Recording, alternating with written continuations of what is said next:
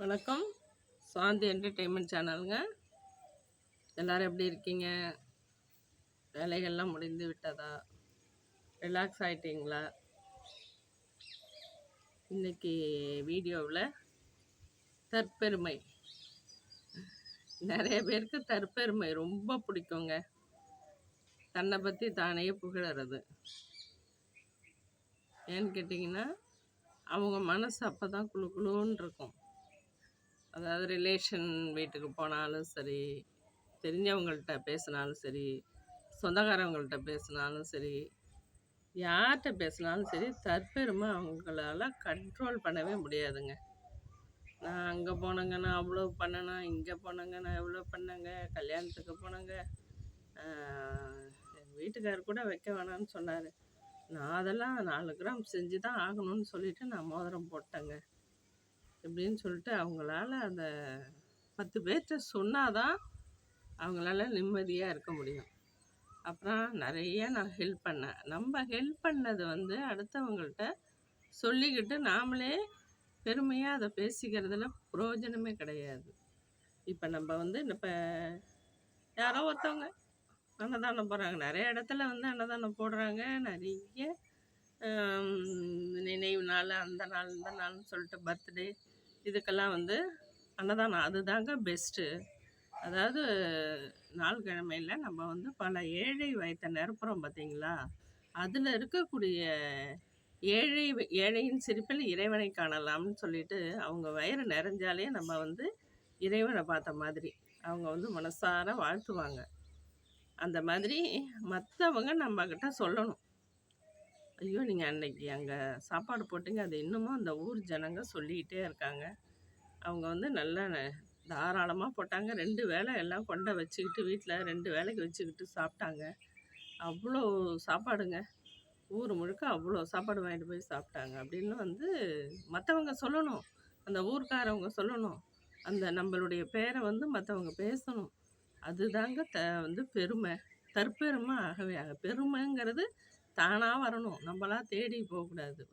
பெருமை நான் தேடி தேடி போய் சொல்லக்கூடாது. தானாக கூப்பிட்டு இந்த மாதிரி நீங்கள் அன்றைக்கி இங்கே பண்ணது அந்த ஊர் ஜனங்க மத்தியில் அவ்வளோ பெருமையாக இருக்குங்க. எல்லாம் உங்கள் பேரையே சொல்லிக்கிட்டு இருக்குதுங்க, ஏழை பழையலான்னு சொல்லணும்.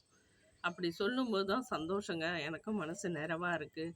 அந்த சாப்பாடு போட்டத்தில் எனக்கும் ஆத்ம திருப்தி அப்படின்னு நம்ம திருப்பி சொல்லணும். இவங்களா போயிட்டு என்ன பண்ணுறது? நான் அன்றைக்கி கல்யாணத்துக்கு போனேன், நாங்கள் ஊருக்கு போனேன், நாங்கள் பஸ் ஸ்டாண்டில் பார்த்தேன், ஒரு ஏழை பொண்ணு கையில் குழந்தைய வச்சுட்டு ரொம்ப கெஞ்சிச்சு. அதுக்கு 10 ரூபா கொடுத்தேன், 20 ரூபா கொடுத்தேன். இதெல்லாம் ஒரு பெரிய காசாங்க. இது 10, 20 கொடுக்கறது. அவங்க டீ குடிக்க கூட அது பத்தாது. ஒரு 10 ரூபா பண்ணும், ஒரு டீயும் வாங்க கூட அவங்களால அந்த 20 ரூபா பத்தாது. 20 ரூபா போட்டேன், 50 ரூபா போட்டேன் அப்படின்லாம் பெருமையாக சொல்லிக்கிறாங்க. அப்புறம் சொந்தக்காரவங்களுக்கு இவங்க செய்யாமல் அப்புறம் சொந்தத்துக்கு சொந்தம் தானேங்க செய்யணும். அதாவது கல்யாணத்துக்கெல்லாம் இப்போ நம்ம மொய் எழுதுகிறோன்னு வச்சுங்களேன். இன்றைக்கி 1000 ரூபா போட்டால் அதே 6 மாதமோ 6 வருஷம் கழிச்சோ நம்ம வீட்டில் கல்யாணம் வந்தால் திரும்ப அந்த 1000 ரூபாயை அவங்க மொய் செலுத்த போகிறாங்க.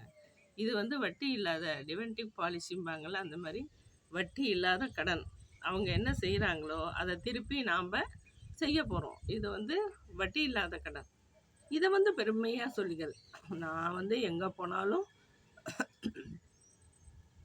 மொய் எழுதுனேன்னா 1000, 500 குறைஞ்சி எழுத மாட்டேங்க. 100, 200லாம் வைக்க மாட்டேங்க. தெரிஞ்ச இடத்துக்கு போனாலும் சரி 500 ரூபா தான். அங்கே வச்சிங்கன்னா 200 ரூபா வச்சுருப்பாங்க, இல்லை 100 ரூபா வச்சுருப்பாங்க. ஆனால் பெருமையாக 500 ரூபா வச்சேன்னா வச்சவங்கள போய் கேட்டால் தானே அவங்க எவ்வளோ வச்சாங்கங்கிறது தெரியும். அந்த மாதிரி பெருமையாக பேசிப்பாங்க.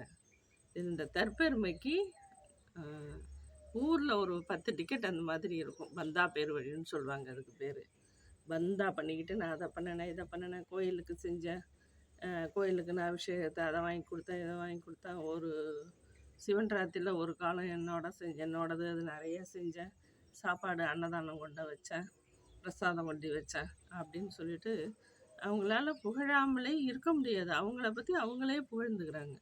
அது சந்தோஷத்தை தராது. அது நமக்கு நாமளே சந்தோஷம் தேடிக்கிற மாதிரி. அது கரெக்டு தான். நமக்கு நாமளே சந்தோஷம் தேடிக்கிறது எப்படின்னு கேட்டிங்கன்னா, இங்கே அடுத்தவங்களுக்கு செய்யும்போது மனசு நிறைவு இருக்குது பார்த்தீங்களா? அதுதான் தனக்கு தானே தேடிக்கிற சந்தோஷம். ஆனால் கொடுக்காமலே கொடுத்த மாதிரி ஃபீல் பண்ணிக்கிட்டு பந்தா பண்ணிக்கிட்டு பேசிக்கிட்டு சந்தோஷத்தை நாமளாக கிரியேட் பண்ணி மற்றவங்கள்ட்ட அப்படிங்களா ரொம்ப சந்தோஷங்க நீங்கள் அது மாதிரி செஞ்சீங்களா ரைட்டுங்க அப்படி தாங்க இருக்கணும் அப்படின்னு அவங்க சொல்கிறாங்கல்ல, அதில் வந்து இவங்க மகிழ்ச்சி அடையிறது. அவங்க பெருமையாக நம்மளை பேசுகிறாங்க, இவங்க சொல்லி அவங்கள்ட்டேருந்து வாயில் வார்த்தைகளை வரவழைச்சு இவங்க அதில் பெருமை தேடுறாங்க. அந்த மாதிரிலாம் தேடக்கூடாதுங்க. அதாவது இந்த கை கொடுக்கறது இந்த கைக்கு தெரியக்கூடாதுன்னு சொல்லுவாங்க. அதே மாதிரி நம்ம செய்கிறது அடுத்தவங்களுக்கு தெரியக்கூடாது நம்ம தான் செஞ்சோன்னு. அது அவங்களா விசாரித்து கேள்விப்பட்டு இன்னாரும் செஞ்சாங்களா அப்பா அப்போ நல்லா அவங்க நல்லவங்க, ரொம்ப நல்லவங்க, மக்களுக்காக செய்யணும்னு நினைக்கிறாங்களே, பெருந்தன்மையோடு இருக்காங்களே, இந்த பெருந்தன்மை தாங்க வேணும் அப்படின்னு சொல்லி அவங்க பின்னாடி நம்மளை பற்றி பேசணும் பெருமையாக. அதுதான் பெருமை.